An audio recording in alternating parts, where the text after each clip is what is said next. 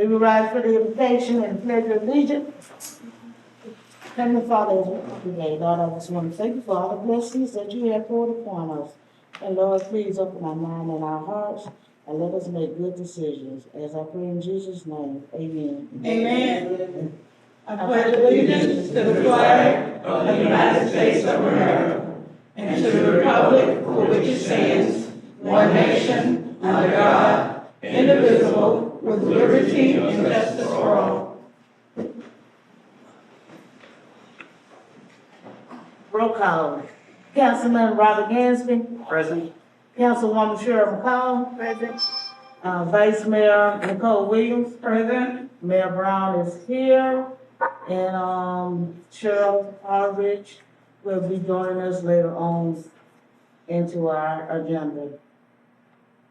Okay. The next, any addition, deletion, or any amendments to the agenda? No. Okay. You got anything? One thing I just might, if I say, just information that we will be having budget workshops on August the 19th and 26th, at 5 o'clock, hopefully at City Hall, at Town Hall. If not, we'll be here. So you'll write it down somewhere and say the days, budget workshops.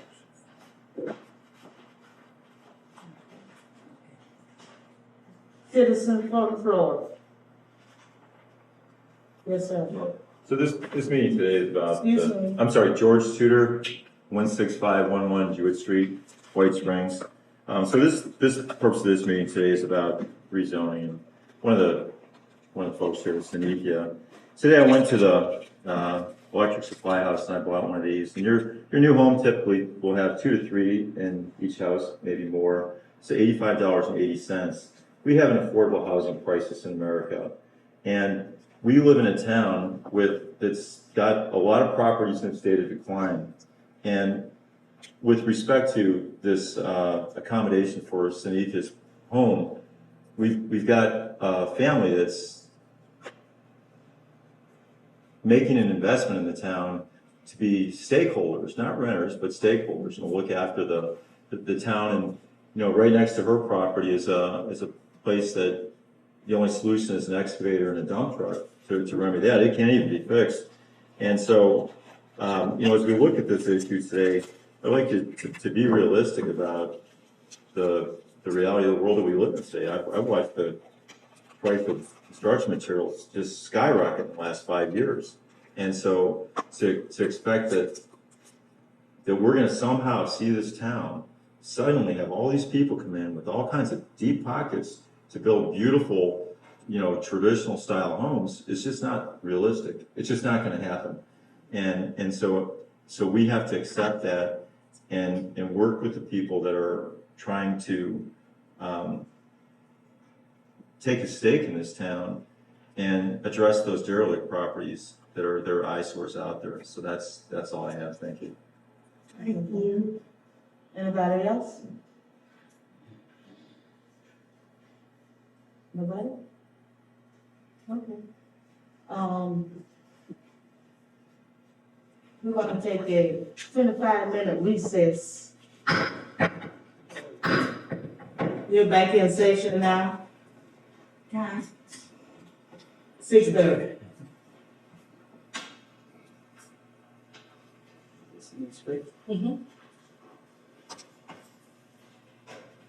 So, call to order. I will be chairing the quasi-judicial portion of the public hearings. Today's agenda includes a quasi-judicial hearing on the 3 rezoning applications found under new business. RZ 2025-01, application by Michael Hutchinson and Angie Hutchinson to rezone parcel 8077-000 from commercial neighborhood to residential single-family/mobile home 1, related to ordinance 2025-01.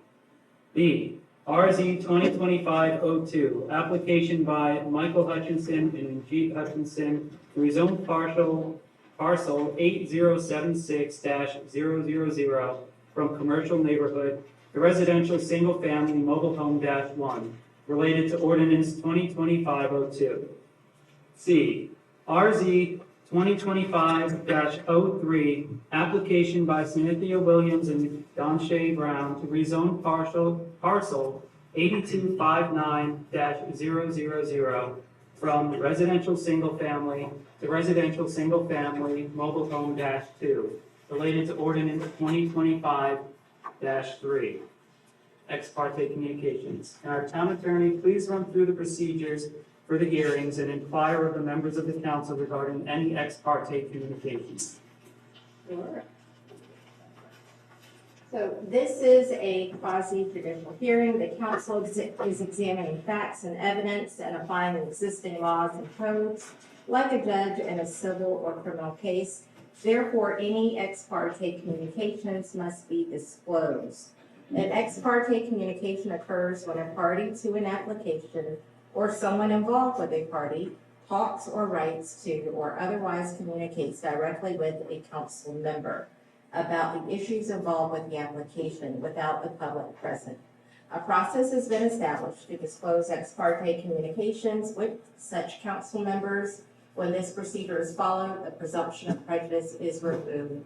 At this time, all council members must publicly disclose any and all ex parte communications they have had and complete a disclosure form. At this time, if any council members have conflicts of interest, those conflicts of interest must also be disclosed at this time.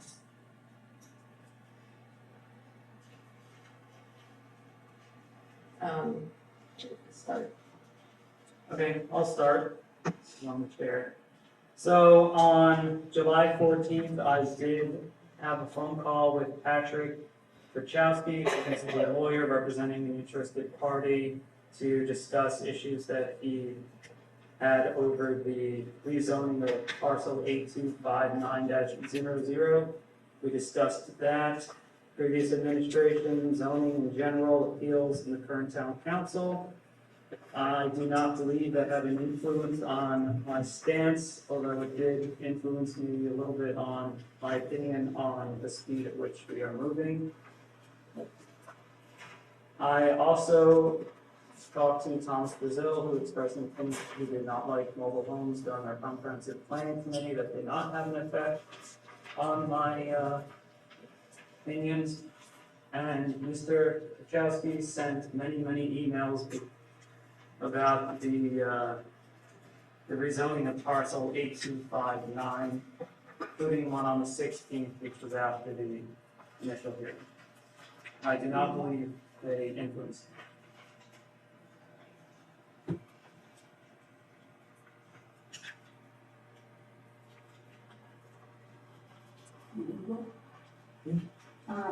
As far as the ex parte, I filled one out last month and, or the 14th, and I haven't done anything different since then, so I'm gonna ask that stand, please.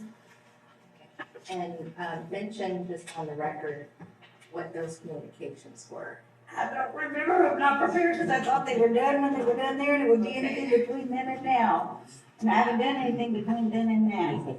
Okay, so you disclosed communications with Patrick Kurkowski, is that his name? And Yes. there were two others, Scott Gay and who was it? Thomas? Mhm. Oh, Thomas Brazil, and was it Judith as well? No? I don't think so. Okay, so those are your disclosures, and they were in regards to application 2025-03, and then state whether they had any influence on your decision. Here's what was the question there. Did those communications influence your decision in any way? Yes, I did, thank you. Today's the 28th? I answered no. Okay. Oh, I had to answer that out loud? Yeah. No, that helps.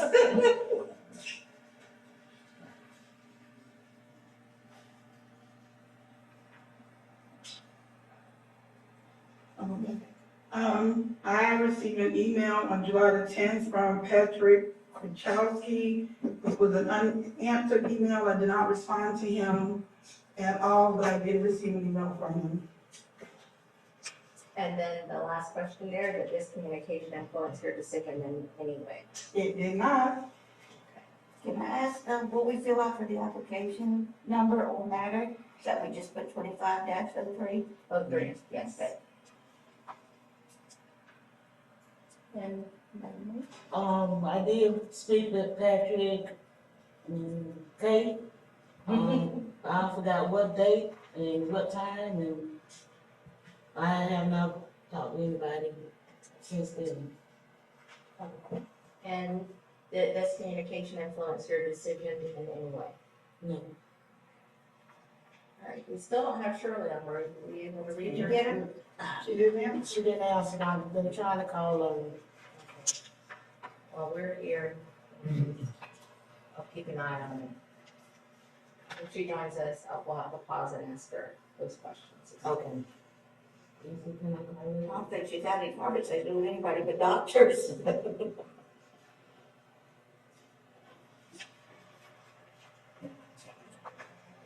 everybody fill in the witness forms on this. The speaker forms are here if you are going to speak. Please complete a form. Or do you need 3 forms if you're speaking on 3 resolutions? If you would like to fill out a witness form, can you please, or speak during the presentations, can you please fill out a witness form? Do you need a form for each? No. Any of the citizens. I mean, for each? One Resolution. it has all the other ones on there so they could check off. If it's, right. Is this a form? Yes. Yes, ma'am.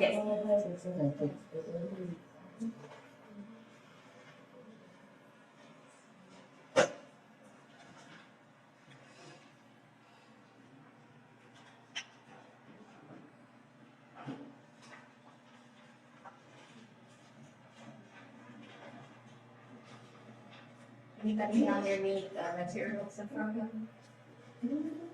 No. So it starts there. Are those the 1 through 16? These are packets with Do you have the words from 1 through 16 we're gonna be answering questions on? Yes, because I grabbed the wrong folder.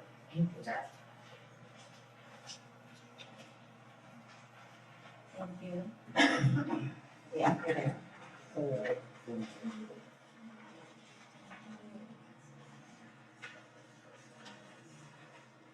It starts on page 58. 24. 24 of the packet. Page 24. You've got yours. Yeah. Anyone? These materials? You're the same one as Brown Sheets. So do we need two of these, right? I'll pass them out. Give each one. Yeah, that way I make sure you. So this one, Yes. I'll fill that out. That's the one that you don't. that's what we're gonna be answering. So I think just. Give it to you.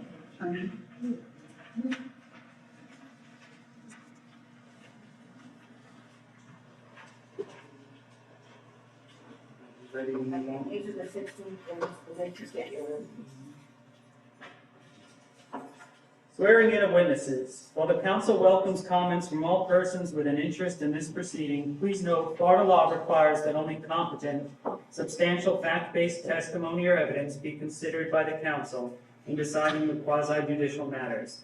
Pure speculation or opinion, not based on competent facts, cannot be legally considered by the council in weighing the appropriateness of the application. If you intend to comment or to provide evidence or testimony, please keep this in mind. Finally, before addressing the council, and in order to keep the public record accurate, you need to complete a speaker form and state your name, state your address, and whether or not you have been sworn in when you approach the podium to speak on the quasi-judicial matter. Please note that we will not permit comments or questions from the floor while not recognized by the chair during the recognized testimony. Since this is a quasi-judicial process, all testimony must be given under oath. Will anyone who intends to offer testimony during this hearing please stand to be sworn in?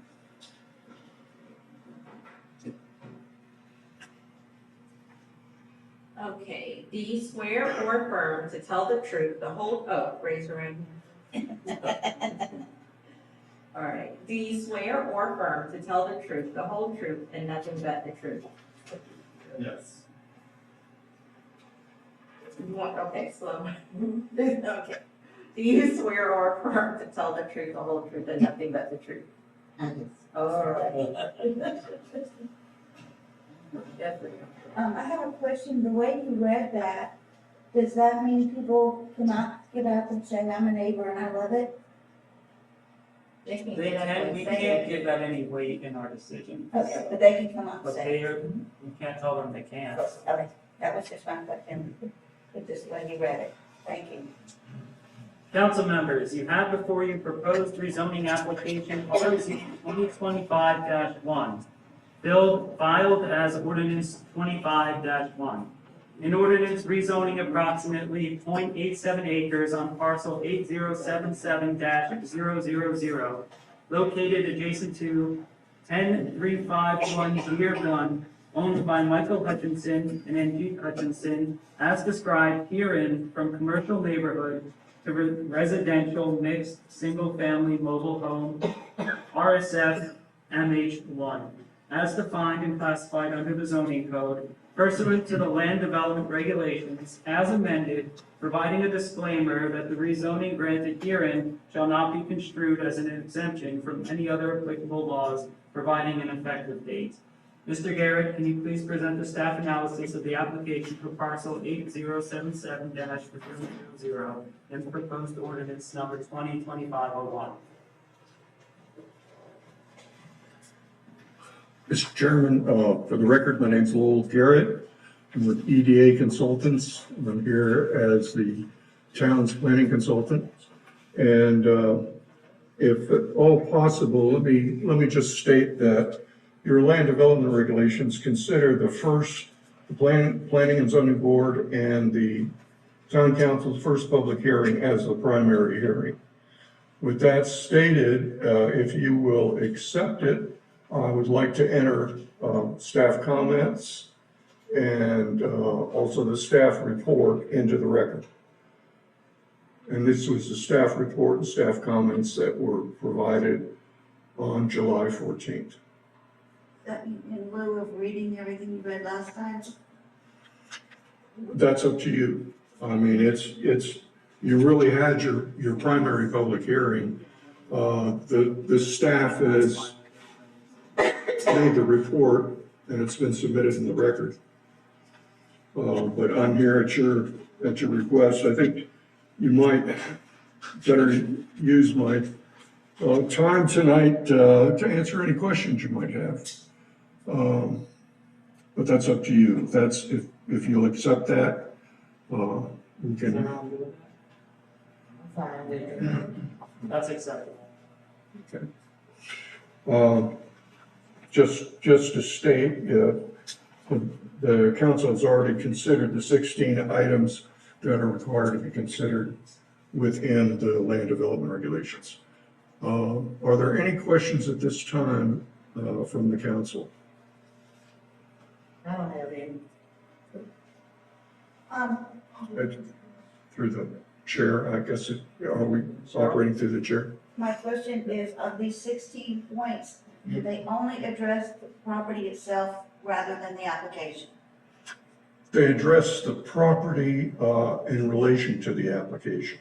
In other words, yes, they're geared towards the property, but they're designed for you to be able to consider whether this is an appropriate change based upon what is being requested. Okay? Are there any more questions from the council? Well, I'm here to answer any questions later, so if at any time. Thank you. We'll now hear the applicant's presentation if they desire to do so.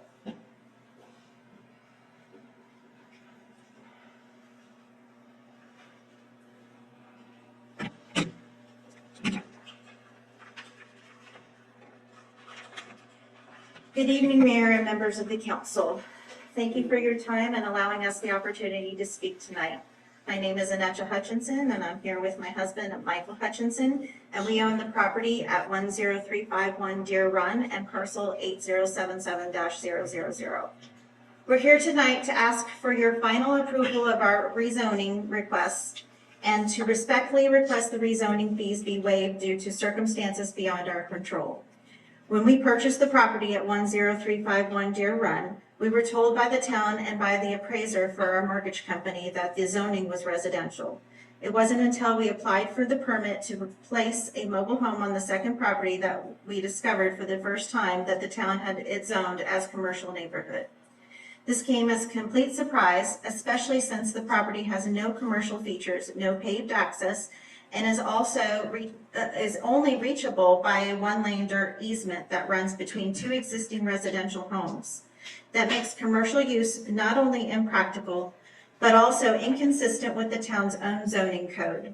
Specifically, section 4.2.22 of the White Springs Land Development Regulations states, no land in a residential district shall be used for driveway, walkway, or access purposes to any land which is in a commercial or industrial district, except in cases where an existing use has no other outlet. That clearly does not apply to this property. So even if we wanted to use the parcel commercially, we would not be legally permitted to do so under town code. This zoning mismatch was a clerical error on one that the council has publicly acknowledged was caused by a previous staff member. While that oversight is not the fault of the current staff or council, it is up to the council to make it right. Further, the 2014 Town of White Springs future land use map has these two properties classified as residential, moderate density. We're not trying to rezone for personal gain. We are simply asking the town to fix an error it made so the property can be used lawfully and appropriately. At no point during the rezoning application process were we informed of any fees. The Florida statutes require public transparency in both the enactment and enforcement of local fees. Under Florida statute 166.0413A, all municipal ordinances, including fees schedules, must be adopted through proper public notice and procedure. Under Florida statute 125.56, 163.3171, 166.222, and 553.80, municipalities may establish fees, but only by ordinance, and they must be publicly available and uniformly applied. In our case, not only were the fees not disclosed to us prior to the initial hearing or application, but even the Planning and Zoning Board and council members were unaware of them at the time of our application.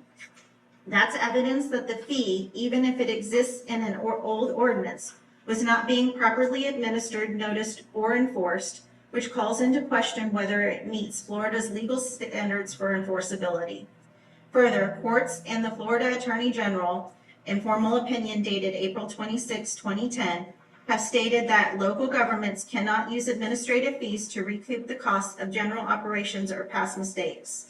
These must reflect the actual cost of providing the specific service, not serve as a penalty, and not pay for lack of knowledge on the part of the council.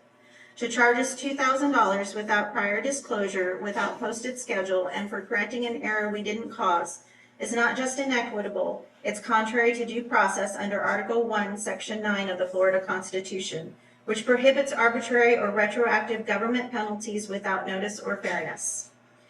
We're not asking for special treatment, we're asking for a one-time waiver in a unique situation caused by an administrative oversight.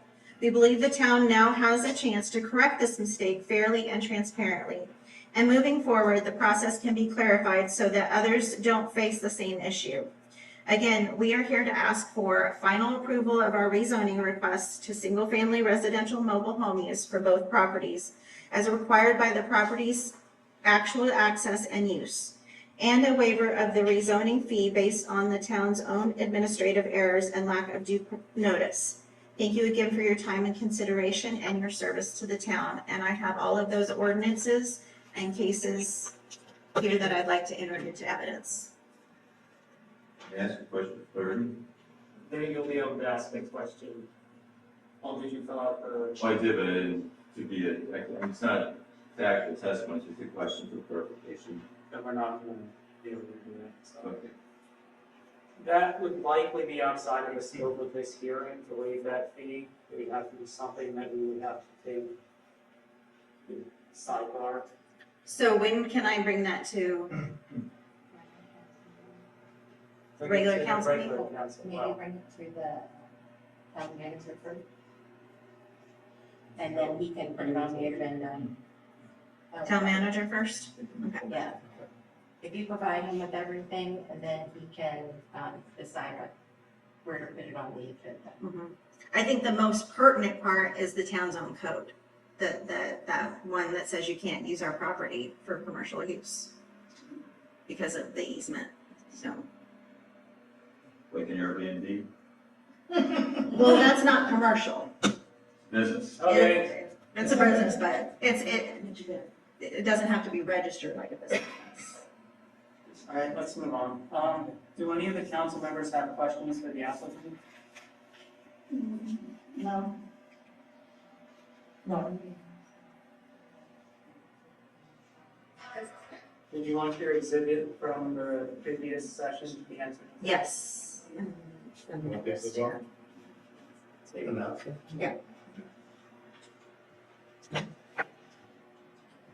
So I guess my question is, are you fine with us coming to a judgment tonight without Without, resolving the yes. fee? On one of the issues, the rezoning, and then we'll get back to the fee, yeah.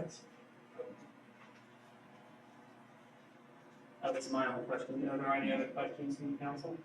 How much is the fee there? $1,000 in application.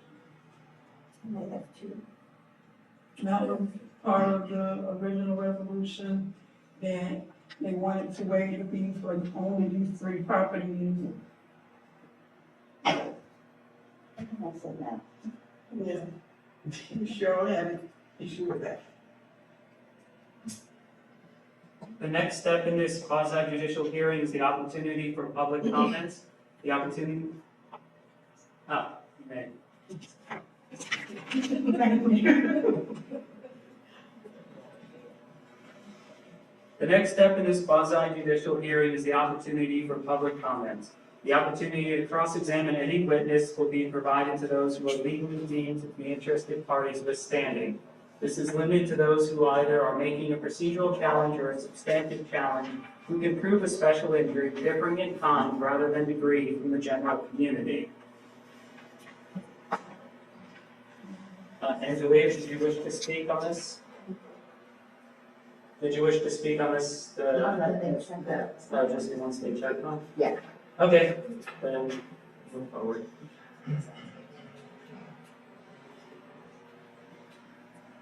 Applicant, do you have any rebuttal evidence to submit, or would you like to make a closing statement? Do council members have any additional questions for the applicant? No. Mr. Garrett, do you have any rebuttal evidence to submit, or would you like to make a closing statement? No. Do the council members have any additional questions for Mr. Garrett? No. None. Okay, this closes public comments. We need to now fill out our forms. So we'll take a minute to fill out.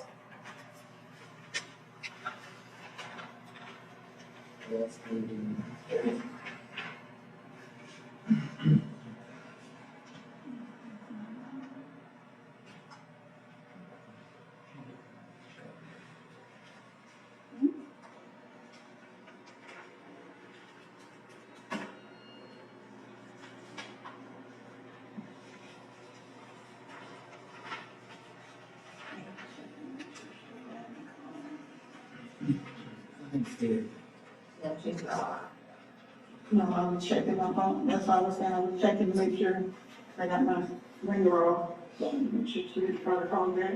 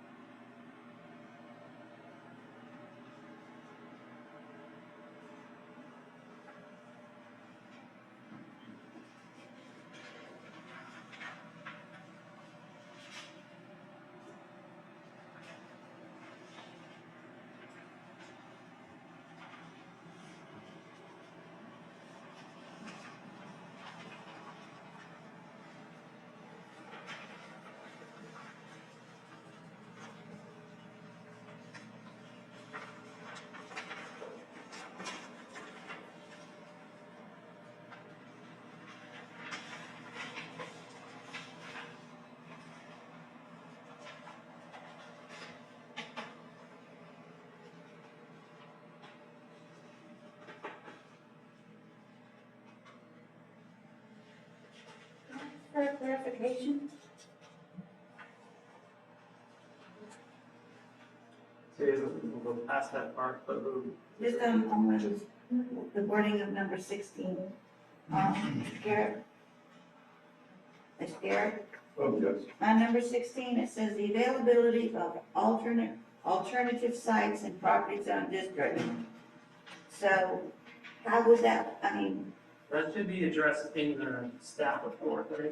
Yeah. so I read it, but I still don't It understand. was addressed, but I can answer the question. I mean, It would be an inordinate burden for the property owner to find another site as they have their unit there right now. so that would be a yes. Okay, so yes, that would be appropriate.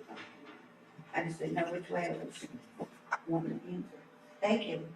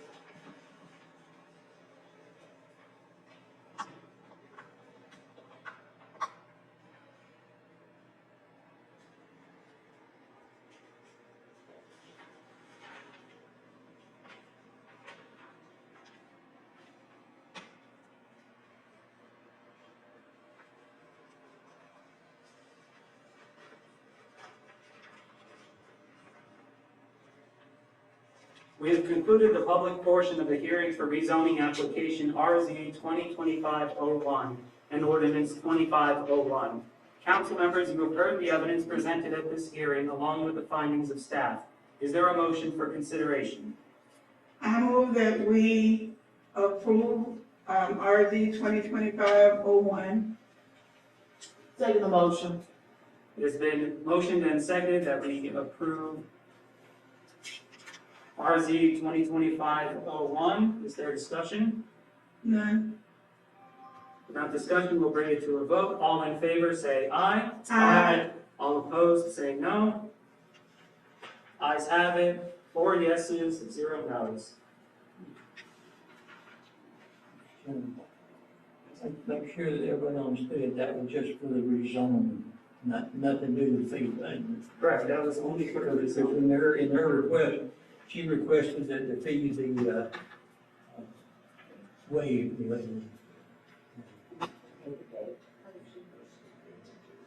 Absolutely. I mentioned we can't address the fees today. They wanted us to proceed with this without addressing the fees in this. Council members, you have before you proposed rezoning application RZ 2025-02, filed as ordinance 2502. An ordinance rezoning approximately 1.37 acres on parcel 8076000 located at 10351 Deer Run, owned by Michael Hutchinson and Angie Hutchinson, as described herein, from commercial neighborhood, CN, to residential, mixed, single-family, mobile home, RSF/MH-1, as defined and classified under the zoning code, pursuant to the land development regulations, as amended, providing a disclaimer that the rezoning granted herein shall not be construed as an exemption from any other applicable laws, providing an effective date.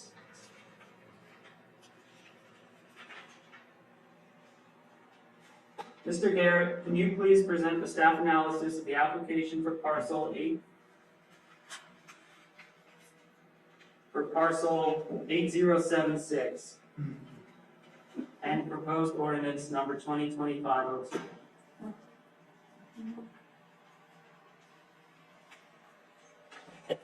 Mr. Chair, again, I'd like to enter into the record the staff report and the staff comments that were made on July 14th. that acceptable? We accept that.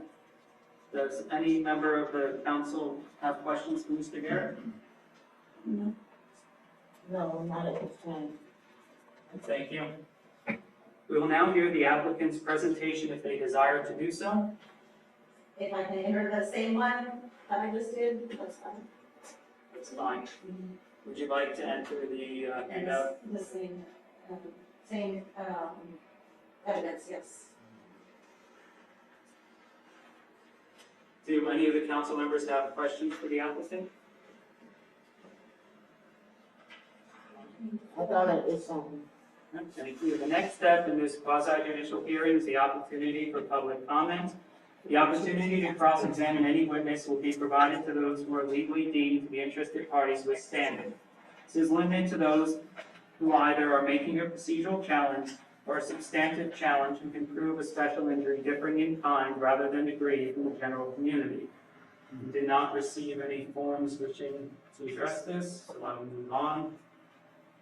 Applicant, do you have any rebuttal evidence to submit, or would you like to make a closing statement? Do council members have any additional questions for the applicant? No. No? Mr. Garrett, do you have any rebuttal evidence to submit, or would you like to make a closing statement? Do the council members have any additional questions for Mr. Garrett? No. No. No. All right, we're going to take a moment to fill out the next form.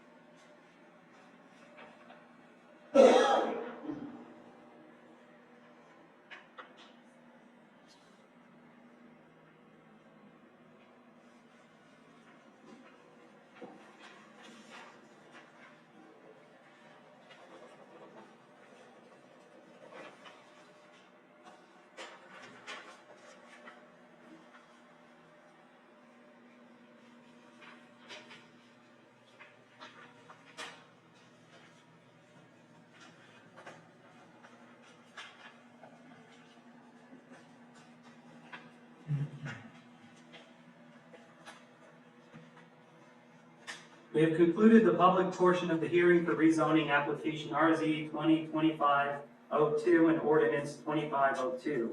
Council members, you have heard the evidence presented at this hearing along with the findings of staff. Is there a motion for consideration? I move that we accept approve RZ 2025-02. Second motion. It's been moved and seconded that we approve RZ 2025-02 and ordinance 2502. Is there any discussion? None. No. No discussion, we will move to a vote. All in favor say aye. Aye. All opposed say nay. The ayes have it. It carries with 4 yeses and 0 nos. Council members, you have before you proposed rezoning application RZ 2025-03, filed as ordinance 2503. An ordinance rezoning approximately 0.255 acres on parcel 8259-000, located on First Street, near the intersection of Mill Street, owned by Cynthia Williams, as described herein, from residential single-family RSF to residential mixed single-family mobile home RSF/MH-2, as defined and classified under the zoning code, pursuant to the land development regulations as amended, providing a disclaimer that the rezoning granted herein shall not be construed as an exemption from any other applicable laws, providing an effective date.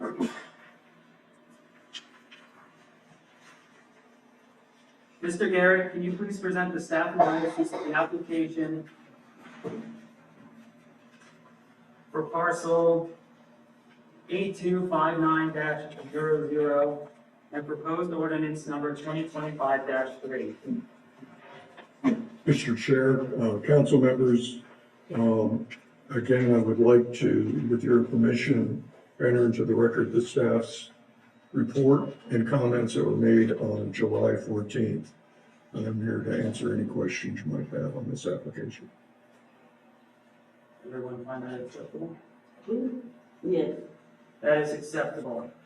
Do any of the council members have questions for Mr. Garrett? None. No. All right, thank you, Mr. Garrett. Can you be excused? We'll now hear the applicant's presentation if they desire to do so.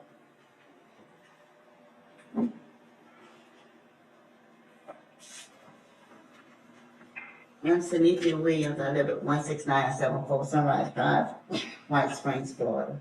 Dasha Brown, I'm temporarily residing at 16974 Sunrise Drive, White Springs,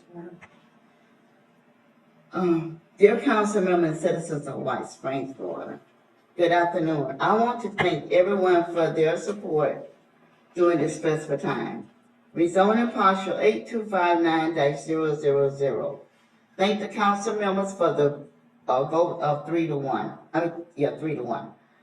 One thing I can say about the citizens of White Springs, they do show love and concern. Working at Town Hall, I have met and greeted a lot of people, and they have shown their overwhelming support for the rezoning of the property. This letter serves as a formal request to initiate the rezoning process for the property listed above. I received the homeowner's permit and was not aware that there was any issue with the zoning of the land until my third and final request for inspection. This entire process has been very costly. Clearing the land, purchasing land, moving a mobile home, purchasing a mobile home, sewer, water, electrical, labor costs. In the short time that the mobile home has been placed there, we've become quite acquainted with the Church of God and surrounding neighbors. My home does not have a negative or visual impact on the neighborhood. The home is an up-to-date 2021 well-built home in excellent condition, also meeting the Pacific HUD code standard for wind resistance, category to wind zone 1, 2, and 3. I took the necessary precautions to make sure the home is properly secured with the correct tie-down.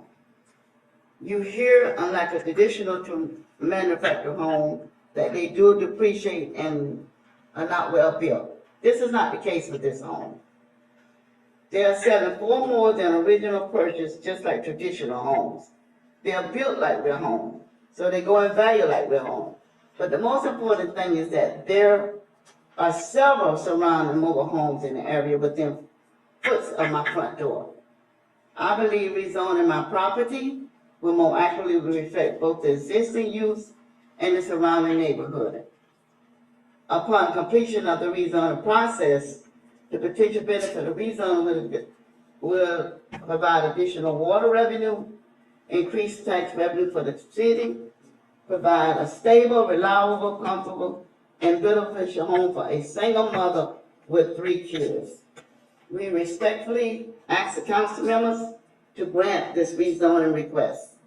Thank you in advance for your time and consideration. Do any of the council members have questions for the applicant? Thank you. Thank you. The next step in this quasi-judicial hearing is the opportunity for public comment. The opportunity to cross-examine any witness will be provided to those who are legally deemed to be interested parties withstanding. It is limited to those who either are making a procedural challenge or a substantive challenge who can prove a special injury differing in kind rather than degree for the general community.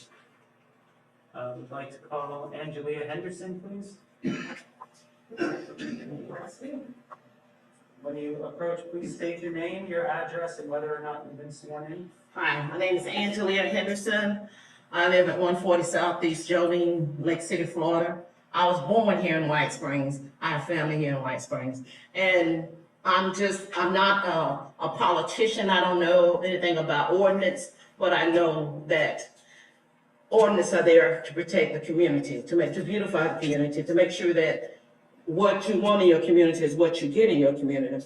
The said property, I passed it by numerous times, and it baffles me to why anyone would have an issue with such a potential beautiful home.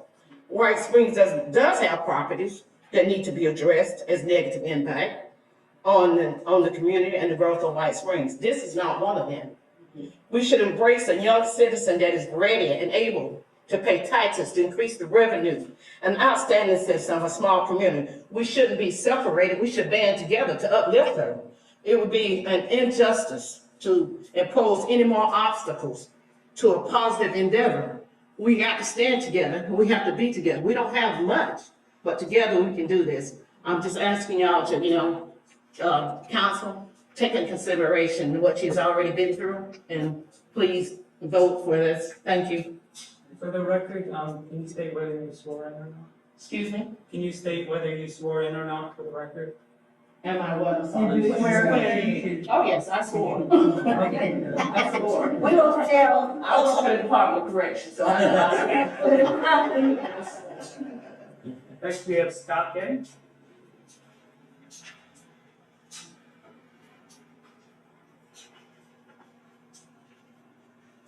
Scott Gay, 10565 Kendrick Street, White Springs. I was sworn in, and last meeting I submitted some documents as evidence. I would like those to stand just as Mr. Garrett's documents did. Okay. Yes. To me, this is about process and precedent. This is not about structures. When this application was submitted originally to the town manager or the town clerk, it should at that time have been deemed an insufficient application because it does not include all the data that's required in the land development code. And the easiest explanation for that, or example of that, is there's a 4-page application.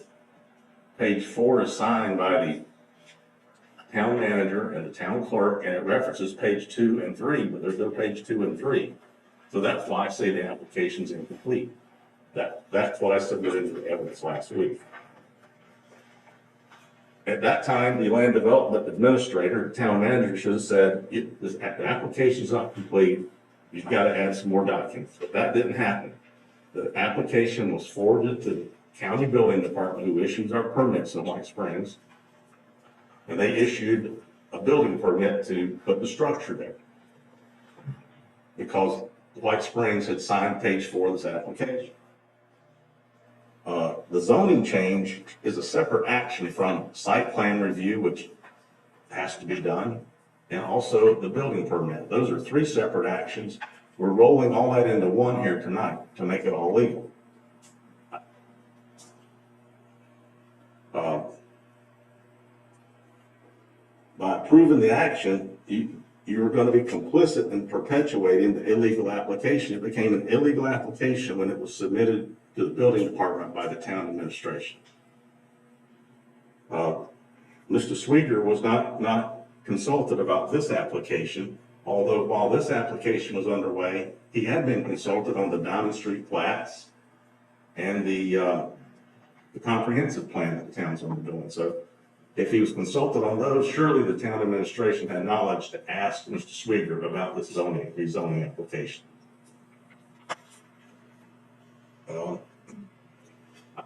I say it's apparent because I've not seen all the evidence that's been submitted to you. I've seen what I can see online, and from that I conclude that it's an illegal application. I've been doing land development for 30 years, and I'm very familiar with the process and the appeals process and the rules.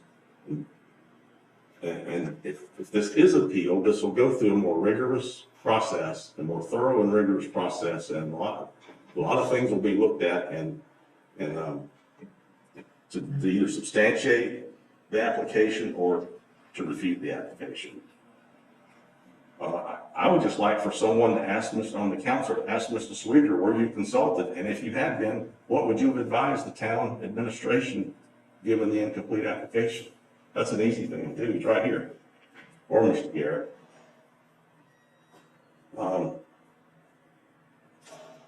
You were advised to proceed with this application by Ms. Jean Bart, but she's really not a land use attorney. So you're taking your advice from someone who doesn't have experience in land use matters, nor the appellate process of land use matters. Mr. Garner, 2 weeks ago, was appointed the land use administrator. He may be able tonight to deem this application insufficient and not put you through the choice of having to vote for or against this resolution or application. 10 letters that were submitted last week by the applicant. It's great that everybody's involved in the community, but those don't count as evidence. Those count as opinion. So you can't consider the letters. Those letters would be great if this was a variance application, but this is a rezoning and a quasi-judicial proceeding, and they don't count as evidence. None of those people were sworn in to the proceeding, so that doesn't count as evidence. I haven't seen the applicant submit any evidence. The burden is on the applicant to prove that the rezoning is necessary. I haven't seen any substantial, competent evidence, which is what you're supposed to vote on in the package you're given by the town attorney. That's all you can consider. And there's been none submitted that I've seen. You may have it, but I've not seen it.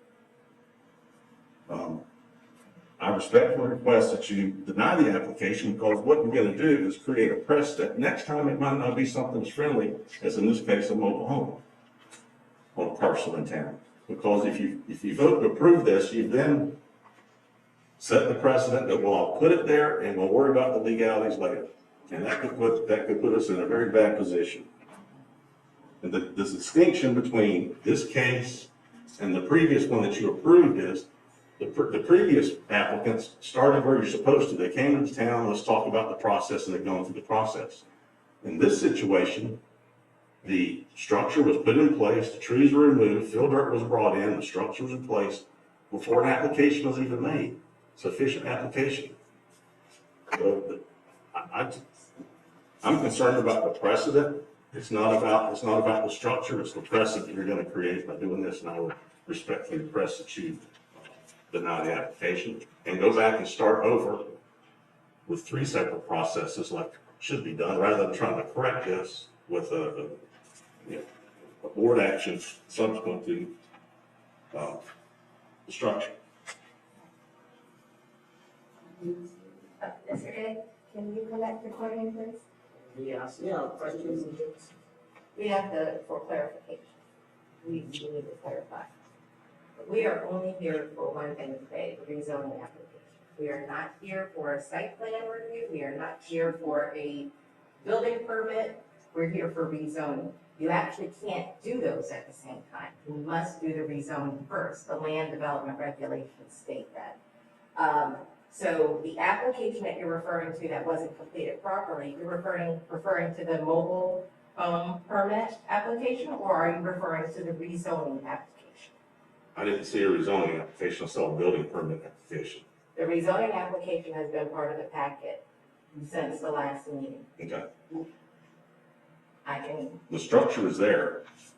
I'm aware of that, we're aware of that. So the rezoning application is what is being heard today, and that application has been in the packet. Are you stating that the rezoning application itself is inadequate, that the one that you haven't seen? If I haven't seen it, I can't. Okay, so you're not stating that the application that we're actually here on this evening is inadequate. We are doing only one thing, rezone. Okay. There will be other opportunities, if you so feel, to come before and address the other issues as those things are actually before. But the first step is the rezone. And to clarify, the Hutchinsons and Ms. Williams are essentially in the very same position. The clerk gave them the wrong information. I don't know how that's different. It's actually more egregious in Williams because it's in writing and it was submitted to the county. And that caused her to then expend money. There is a concept called equitable estoppel. She is reasonable to rely upon the clerk to know how to do her job and put down the right zoning and get the approval for the county and proceed. She spent money based on that. I may not be a land use attorney, but I'm an attorney. And one thing I do is a lot of constitutional law, and I know how to read.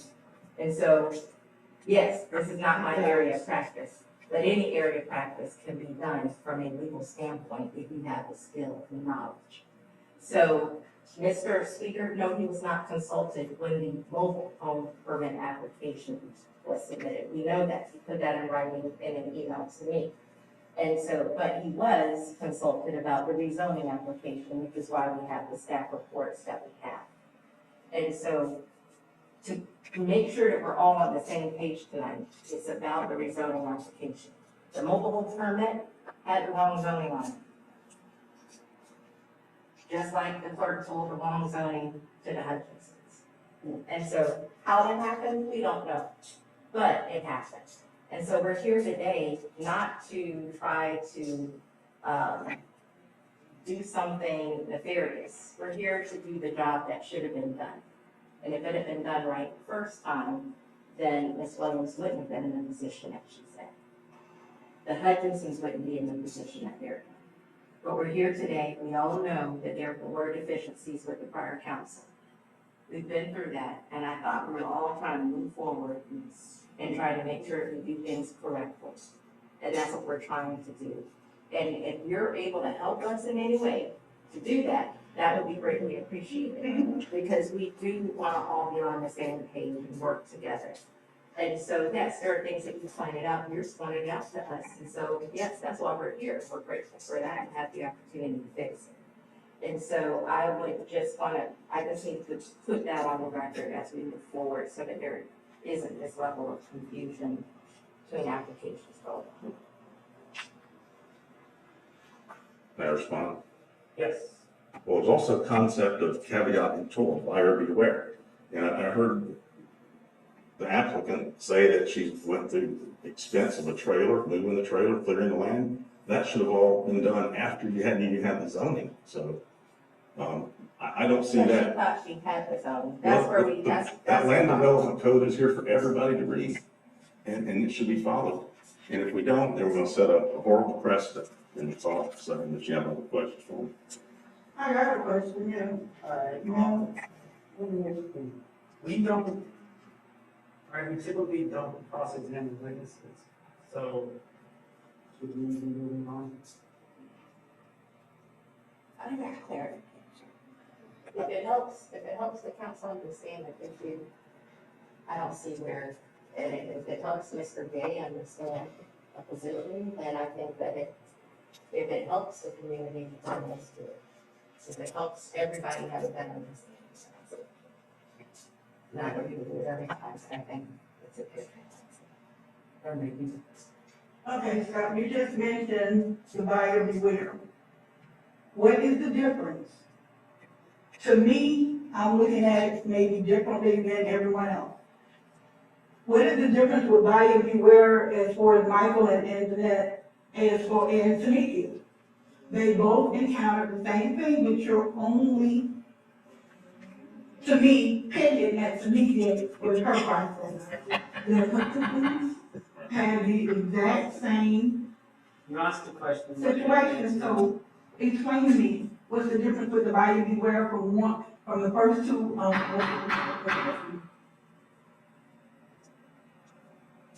Well, and last week, as part of the evidence I submitted, is another section of the Land Development Code that talks about non-conforming uses. So when our Land Development Code was adopted in 1998 and signed by Mayor McIer, it's a green book that, I don't know, it's on all kind of forms now, but there's a section there that said, any structure that exists at this time in 1998, it can continue in perpetuity as long as it doesn't go unoccupied for 6 months.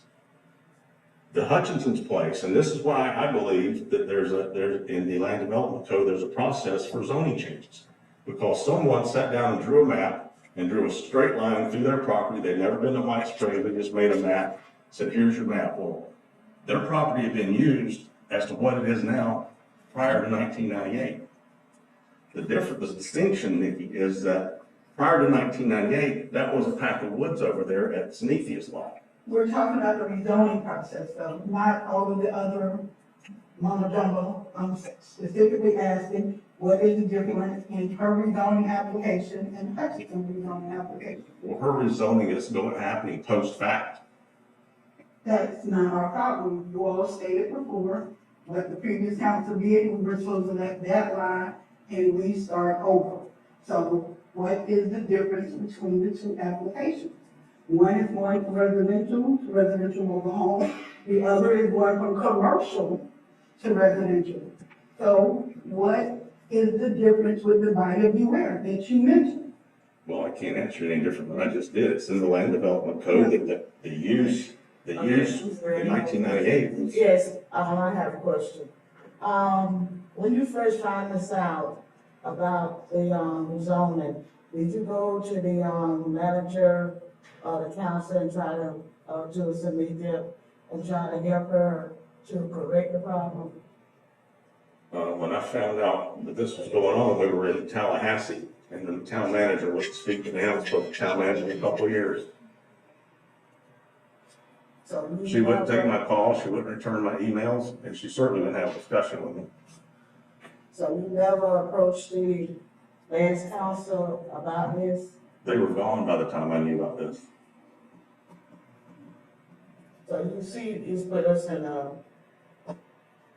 bad feeling about this, because it seems like maybe you're picking on one, not picking on the other. I just explained the distinction in my mind. Now, we'll find out if there's an appellate process, we'll find that out and figure all this out. But in my mind, there is a distinction, but that's yet to be determined if this goes beyond tonight. But I feel like they was calling for help, and like you saying, you was in that position for 30 years. I feel like you could have helped them in some type of way. I was on the Planning and Zone Committee here for a couple of years. They take no advice. I continually stood up at council meetings and offered my help and assistance. About anything. Never was taken. I was laughed at, scoffed. Well, so I've done the only thing that I know how to do. Bring it to you. You're the process, you're the arbiter tonight, you're the judge. And you have to make a decision, unfortunately, if someone doesn't withdraw the application or Mr. Garner declare it insufficient. Or you can disapprove it. Those are the choices, but I did all I could do procedurally. Yes, I have a question of clarification of the statement I heard. When I got here on the 23rd of June, a couple of days after, I was asked about rezoning. And the packet that I was given had the mobile home permit application, 4 complete pages, dated 11th of March, 2005. Now, I think that's what you found was not feel like completed. That's just what was in the packet that I was given, and I put in this folder right here. So first I heard about, not having page 2 and 3. What you said. Well, if you'll turn to the back of that application, But again, you're talking about the mobile home permit act. yes, I'm talking about that, whatever that is. Look, I've stated my case. I'm worried about the precedent and the procedure here. It's not the structure. And I know nobody can believe that because it's just difficult to understand land use regulations and why they're here. But they exist to protect us all. Whoever was just up here is talking about protecting. Well, that's what these land use regulations do. Because if you open this door, you won't be able to tell the next guy no. Each application is All right. Well, Leslie, now- one more question. Scott's not on trial here, right? We're trying to approve or disapprove a resolution, an ordinance, right? Like, the previous administrator hated him, right? Asking why he didn't work with them on something is silly. We all know why they didn't work with him. But let's move forward with the business at hand. Leslie has one last question, and then we can move forward, okay? So if I understand, your concern is about the process? And how would that process be fixed? What would need to be done to fix the process in your opinion? The application, the interaction between the town and the county is broken. The county will tell you now, they don't even call White Springs anymore because they wouldn't take calls, they just issue permits. And I believe that, I mean, that's That is probably something that could be worked on. That's something- Before you asked this me. application, like what is your opinion about the process that needs to be done to fix this process and make it correct? Well, we need to have a competent town manager and land use administrator. We did not have that. But, I mean, I could cite you 4 examples of this same circumstance. It proves to me that it was either nefarious or incompetence. But that's beyond the scope of this. But now Mr. Garner's here. He could probably look at that application and go, where's page 1, 2, and 3? I see you signed page 4. I'm sure you'll do that once, Mr. Garner. He says he's got it. I've got all things. Okay, well, I can't see what you got from here, but, There's 1, there's 2. okay, on what, There's 3. Okay, there's so- 4. on the page that references page 2 and 3, where is it? But that's the mobile home permit application. No, well, So you're asking me a question I can't answer. okay, well, that's. So, We want to get this right. And we don't want to play tricks and games.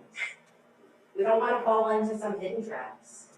If there is something about the procedure for this rezoning application that you think needs to be done, we want to hear it. Because we want to work with you. We're trying to listen to you. We're open. But other than just a denial, what is it that you think needs to be done procedurally about the rezoning application for your wetlands project? I think the 3 processes need to be bifurcated. The land use and zoning should happen before any CO is issued. Site planning must happen before any CO is issued. But, I mean, We don't have a Well, problem. I don't know. think You we don't either. understand that. No, I mean, listen, I think we agree. That's why we're doing one thing today. And those other 2 things need to be addressed and happen afterwards. Because we can't do those things until we do the rezoning. how do we get in the position of, okay, I'll just go do what I want and ask permission later and sort out the legal process later?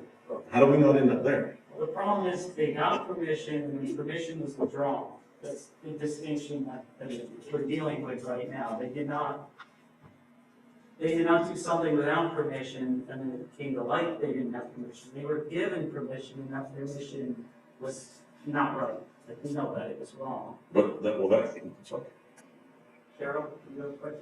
So, now that the home is in, the 2 processes that have not been done, can they be done retro to make this all better? Yes. That's what we're working on, making sure that we do, that we get all the processes done before they have their occupancy. And the difference between Zenithia and the Hutchinson is that they never got to the point where they put theirs in. So theirs are in the correct order, hers are just out of order because she was given the wrong information.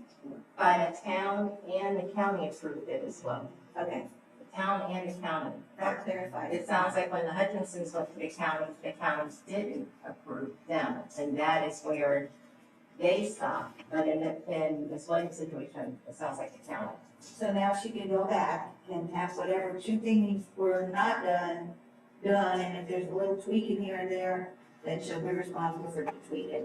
Right. Because the county is not going to issue her occupancy until we complete these steps. So the process has been on hold. So once we do this, then the other two processes can go ahead. And And so she can move in.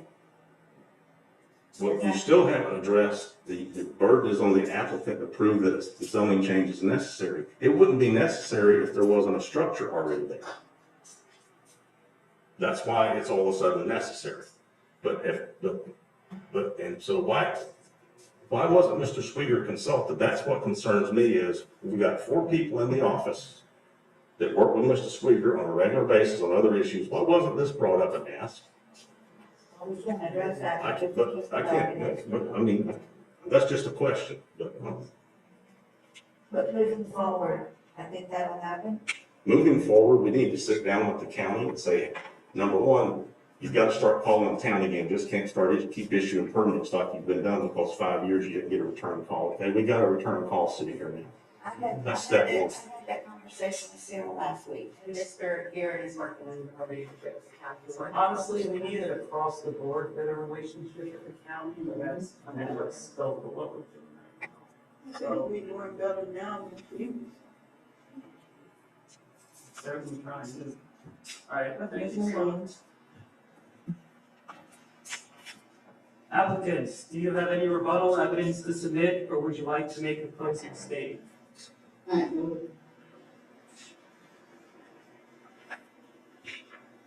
That package was completely done.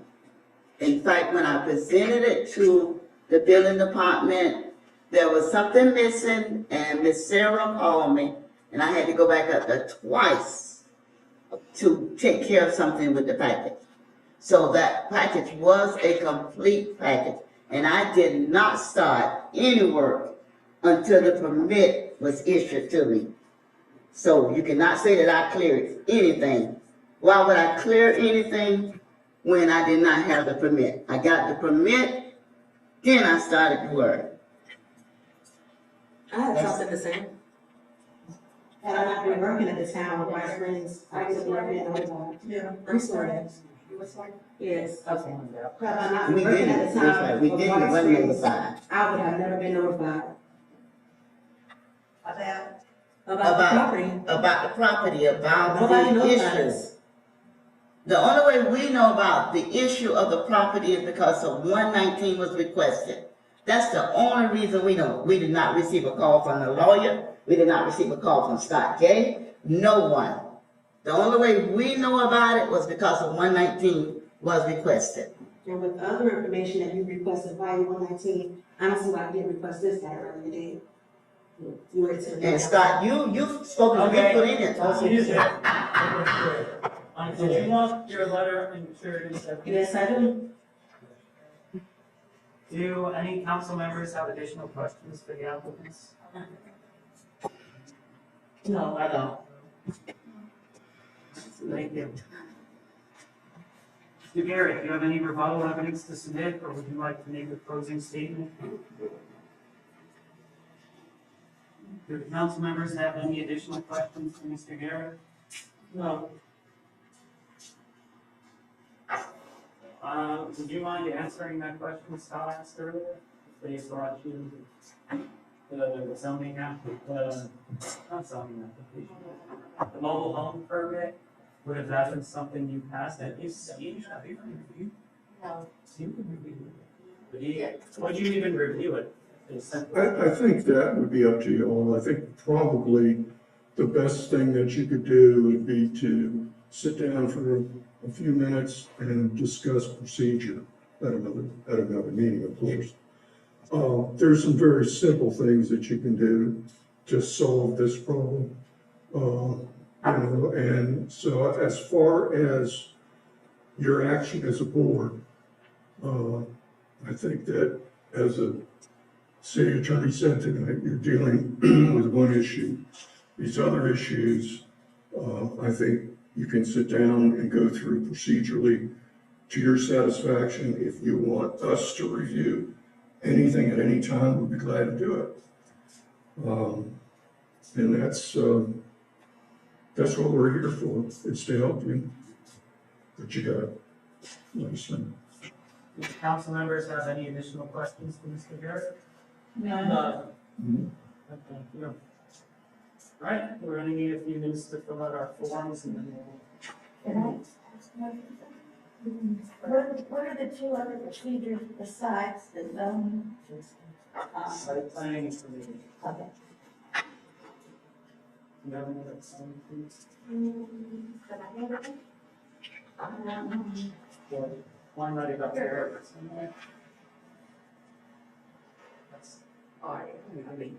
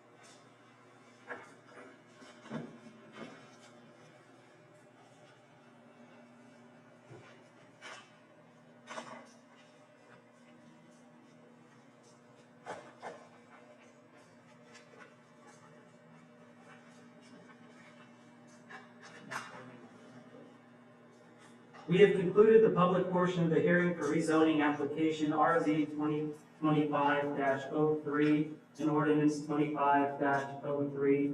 Council members, you have heard the evidence presented at this hearing along with the findings of staff. Is there a motion for consideration? I move that we approve RZ 2025-03. Second motion. The motion and seconded that we approve application RZ 2025-03 and ordinance 25-03. Is there any discussion? None. I have a question. When I had the approval, not approval, or with conditions, if I approve it with conditions, is that noted in the vote or no? It will be based on the motion that's put forth. If you put forth a motion like that, then that would be the motion. Okay, that motion, does that make sense? I mean, it's up to, Well, you would have to move to amend the motion to approve whatever stipulation you're trying to. Okay. What's the condition? The site planning and, That's a whole different process. Yeah, that's no, but just that it's solid. But that has nothing to do with what we're doing here now. This is something totally different. the LDR states that it follows. Okay. Is there any other discussion? No. It's been motioned and seconded that we approve application RZ 2025-03 and ordinance 25-03. Since no more discussion, we'll bring it to the vote. All in favor say aye. Aye. All opposed say no. The ayes have it. Motion carries with 4 yes votes and 0 no votes. The council has heard and voted on all applications. This ends the quasi-judicial portion of our meeting. The mayor, you can move. Oh, thank you. I move to adjourn the meeting. Hold on. Hold on before we adjourn. Let me give you all some community updates. And I hope that everybody will be aware of our updates. On August the 2nd, 2025, there will be a book bag giveaway there in Jasper. At the old high school, the time is from 9 to 12. August the 8th, 2025, the sheriff department, along with the drug coalition, they having a slushy day. I think our time will be 1 to 2. And August the 9th, 2025, Kids at Berkshire will be doing an ice cream social. That starts at 11 o'clock on the night. 8:30. And on August the 23rd, 2025, the SWAT team want to do a movie night. So, and then those that was not here earlier, we have a budget workshop August the 19th and August the 26th, and both times are at 5 p.m. 5 p.m.? 5 p.m. Honey, you said budget workshop the 19th. Yeah, August the 19th. And the 26th. And the 26th at 5 o'clock. Well, hope we're gonna be in City Hall, Town Hall. Yeah, we hope we'll be back in town hall. Yeah. But, the slushy day and Kids Ice Cream Social will be held at the Mr. Willie Guy Turner Park. So I want to, and the movie night will be held at the ball field. Like they did last time. You can bring your chairs. Yeah, make sure you bring your chairs or you wanna. Movie night, what time? Movie night probably be around by 8:30 when it get just dark. Bring your speed spray. Yeah, bring your mosquito spray, bring your chairs. It's fun last time. Try to eat up all the You popcorn. wanna donate something to the kids? Like they got them too? Napkins. We got to get the kids in on that. Tell them to move for the ice cream social. Can we have one move for the ice cream social? Parents, you cannot interfere with what your children put on their ice cream. Unless they're They get what allergic they to want and it's nuts. based on. Unless they're allergic to Yeah, that's nuts. something that was, other than that, parents has no say so while you're here. And that's a number one rule. And this is one of our 20, Yeah. about 20 years, 21 years. Parents, if you're a parent or grandparents, or if you're a guardian, please congratulate our children and our grandchildren. Hamilton County School, we are a C. So I am happy that we could motivate them and get them and let them know how much we appreciate them, so they can clap on ball and we become a B or A. So let's keep our children in mind and hug them and kiss them and tell them to go for it and make sure they get plenty of sleep when it's time for test night. So, make a motion. I move to adjourn the meeting. Now, second that motion. It was motion and second that we adjourn the meeting.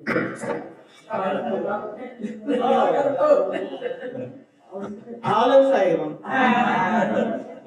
Any opposed? No. Ayes have it. 7:51.